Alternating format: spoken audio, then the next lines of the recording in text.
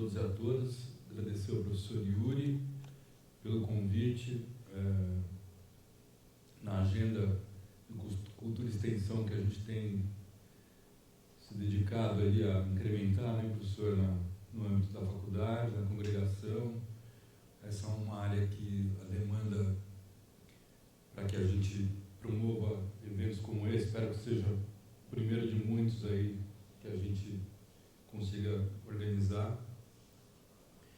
E eu não preparei uma apresentação, eu vou falar menos que 15 minutos, vou só fazer algumas provocações aqui para a gente refletir juntos aqui sobre a questão ambiental de uma perspectiva mais global. Eu sou professor de Relações Internacionais e Ciência Política, do Departamento aqui de Ciência Política da Faculdade de Filosofia, mas dou aula também no Instituto de Relações Internacionais e na Escola Politécnica, exatamente sobre governança transnacional e arranjos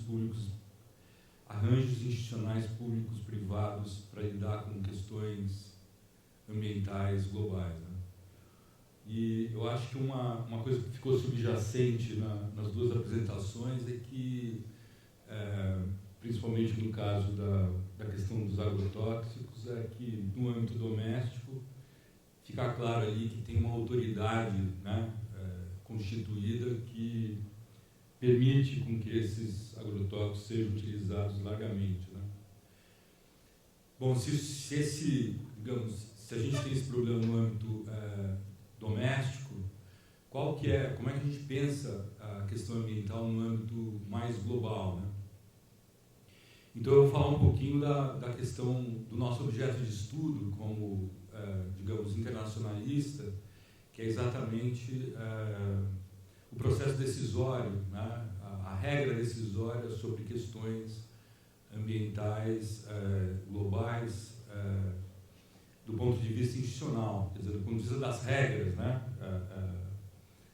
institucionais, que vão além da questão jurídica institucional, dizem respeito a incentivos, né, que os Estados soberanos promovem para você encaminhar uma questão ambiental. E, tristemente, o que a gente vê é exatamente até nessa semana do meio ambiente, vocês viram aí os indicadores divulgados pela ONU, né? Na segunda-feira mesmo foi lançado um relatório dizendo que o mundo perde em torno de 50 espécies de plantas e de animais por mês ou por semana, não me recordo agora, né, o período. Tá? O IPCC já tem divulgado, além dos relatórios científicos, vários indicadores mostrando que nós já ultrapassamos o limite dos 2 graus Celsius, né? E que o planeta vai esquentar muito mais, né? Se vocês pegarem a questão do recurso hídrico, né, que o Brasil tem um ativo, né, importante, porque o país tem 13% de reserva de água doce no mundo, né? Se você pegar globalmente, você vai ver que há várias regiões do mundo passando por escassez hídrica, tá? Enfim, resumindo, se a gente pegar recurso natural por recurso natural, vocês estão vendo que nós caminhamos para um esgotamento, né, no uso desses recursos. Aí a pergunta que não quer calar, mas professor, tem tanta gente estudando os regimes internacionais de meio ambiente, a governança ambiental global, né? Como é que você explica isso, né?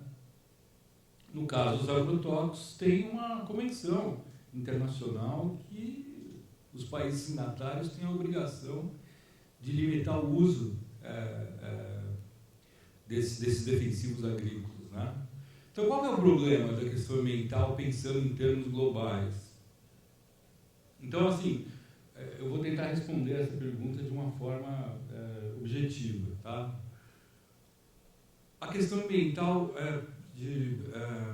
praticamente começou na agenda global nos anos 70, onde você teve aquela famosa Convenção de Estocolmo. Nos anos 60, vários relatórios de vários órgãos internacionais já alertavam para a questão do meio ambiente, né, da superexploração de recursos naturais. O fato é o seguinte: nós herdamos uma engenharia institucional para tomada de decisão que não tem nada a ver com o meio ambiente. Nós herdamos essa engenharia institucional, né, do sistema das Nações Unidas, que foi criado para resolver problemas ligados à guerra e à paz, ligados ao comércio internacional, né? Como é que os países conseguiram resolver problemas desse tipo? Criando uma autoridade centralizada, certo? Que o pessoal da área de relações internacionais conhece, estuda, né? O pós-guerra, né, os vencedores criaram, né, instituições. Um é o Conselho de Segurança, tem aqueles 5 membros permanentes, e aquilo foi, digamos, é um instrumento que existe nas relações internacionais para resolver problemas da guerra e da paz. Resolve todos os problemas? Não resolve. Alguns não resolvem nada, né? Haja visto o que aconteceu aí na guerra da Síria. Mas é uma engenharia institucional utilizada, né, para diminuir, né, o potencial, né, de conflito interestatal. Na questão do comércio foi a mesma coisa. Nós tínhamos as rodadas do GATT, o Acordo Geral de Tarifas de Comércio, né, e depois a constituição de uma autoridade centralizada na Organização Mundial do Comércio, ou seja, aquela instituição internacional com dentes, né, com capacidade de processar decisões e punir os países que não cumprem as decisões, né, acordadas. E o que aconteceu com o meio ambiente? Nós tivemos uma trajetória totalmente diferente, né? Já em Estocolmo, em 72, o tema de uma OMA, uma Organização Mundial do Meio Ambiente, estava colocado. Isso já estava colocado lá. O que aconteceu? As coalizões dos países, e vários dos países em desenvolvimento participaram dessa coalizão, ou dessas coalizões, vetaram a criação de uma organização internacional com autoridade centralizada. Qual é a vantagem de você ter uma organização internacional com autoridade centralizada? Você consegue priorizar a agenda. Você consegue dizer, olha, mudança climática é mais relevante do que biodiversidade, que é mais relevante do que água, né? Tá? E com isso, quando você tem uma agenda de prioridades, você consegue alocar recursos e gerar incentivos que vão ser implementados de maneira mais efetiva entre os países, né, que consensuaram, né, aquele objetivo de dirimir, né, um problema ambiental que gera impacto, tá, global. Então, isso em nenhum momento foi colocado isso. Inclusive, eu lembro, aqui na USP, não foi na FEFELESH, mas o Luiz Fernando Figueiredo, o chefe da delegação do Brasil na Rio+20, 2012, ele teve 6 meses antes aqui, e ele falou, o Brasil vai liderar a coalizão para impedir a criação de uma organização internacional do meio ambiente. Né? Ele falou isso aqui na USP, com vários colegas nossos, né, inquirindo o diplomata, né, o embaixador Figueiredo, e foi isso que aconteceu no Rio, na Rio+20. Isso foi colocado na agenda e essa coalizão de países em desenvolvimento impediu, né, vetou mais uma vez a criação dessa Organização Mundial do Meio Ambiente, que seria a autoridade centralizada para resolver, né, temas ambientais globais, assim como a gente tem para comércio, segurança coletiva e outros. Então a gente tem um grande problema, né, que assim, não tem solução à vista para isso. Você pode diminuir, pode melhorar aqui ou acolá, mas o desenho institucional para tomada de decisão sobre questões ambientais, ele não funciona. Aí eu diria, assim, radicalizar. A soberania dos Estados é o maior inimigo do meio ambiente. Porque o meio ambiente é um tema indivisível. Claro, estou assim, dizendo questões, por exemplo, como mudança climática, que é, de fato, o exemplo, né, de questão ambiental global, indivisível. Evidente que biodiversidade você vai ter, né, recortes digamos, locais, nacionais, geográficos, aí, né, mas também pode ser tratado como um tema global no sentido de espécies de plantas e de animais pertencem, né, ao globo, à humanidade, a um direito de propriedade, né, que atinge a todos simultaneamente. Então, assim, esse é um problema que não tem, inescapável, né? Quer dizer, as instituições internacionais para resolver problemas ambientais não foram desenhadas para isso, infelizmente. Já falei 10 minutos? Nossa Senhora!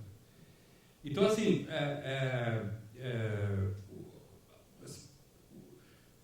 o tratamento que a área de ciência política e relações internacionais costuma dar a temas ambientais globais parte um pouco disso que eu coloquei, né?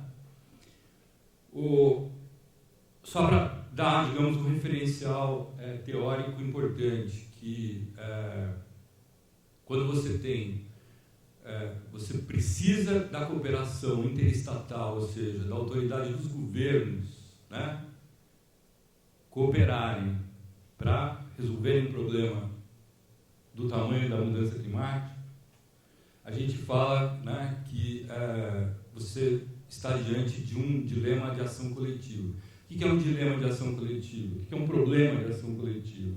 É quando você tem uma interdependência entre todos os países daquele problema, né, e você tem que coordenar esses países, prover a cooperação, gerar incentivos para esses países cooperarem e criarem os instrumentos para resolver o problema. Que instrumentos são esses? Você tem que fazer criação de regras e normas, né? Você tem que prover informação, você tem que monitorar o problema, seja lá em que nível for, do global ao local, né? Você tem que criar um mecanismo de resolução de conflitos, né? E você tem que publicizar esse corpo de informação que você vai gerar. Então, a ONU, como organização internacional, ou como um sistema de agências, né, de vários temas, mas todos têm algum recorte ambiental, da Organização Mundial da Saúde, a Organização Internacional do Trabalho, né, você tem que prover essas condições. O problema de ação coletiva vem exatamente nesse momento, né, quando, no fundo, pegando, por exemplo, a questão da mudança climática, os países se defrontam com uma decisão, né, entre cooperar ou, na verdade, caronear o problema. O que quer dizer caronear ou free riding, né? É você, na verdade, ser beneficiado pelas ações de adaptação e mitigação que os outros países promovem, o que impõe custos de várias ordens, né? E esse país, na verdade, ser beneficiado sem incorrer nos mesmos custos. Então, o problema da ciência política e das relações internacionais é fazer com que os países, na verdade, assumam os custos, né, e evitem o comportamento carona. O que é muito difícil, porque você pega, de novo, o exemplo da mudança climática, você tem uma hierarquia de países hoje. Você sabe que os Estados Unidos e a China são os maiores emissores, né?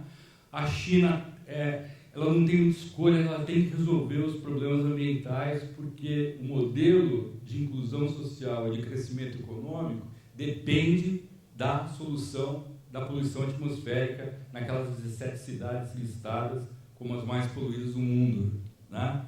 Então, eles têm um modelo, né, de desenvolvimento que demanda inclusão social e eles precisam encaminhar problemas climáticos. Aí, com isso, eles assumiram, digamos, uma liderança, né, na questão climática junto com os Estados Unidos. E aí você vai ter uma hierarquia, né? O Brasil sempre foi um país que liderou questões ambientais, vocês sabem disso. Agora nós estamos com um governo que parece sugerir o contrário, né? Está promovendo um desmonte das instituições, né? E desculpa entrar em questões mais conjunturais, mas eu diria o seguinte: tem dois governos Bolsonaro. Tem um governo racional legal, que trabalha com as regras do jogo, pensa de forma consequencial, ou seja, eu tomo uma decisão aqui, isso tem um impacto lá na frente, né? É um agente racional, digamos, o Paulo Guedes, a gente pode discordar da agenda dele, mas é um agente racional. E você tem uma outra parte do governo, um segundo governo Bolsonaro, que é esse governo desses aloprados, né? Que ficam fazendo espuma para atender uma base social que elegeu o presidente, né? Por que eu estou falando isso? Porque o Ricardo Salles, ele não faz parte dos aloprados. Ele não está ali para fazer espuma.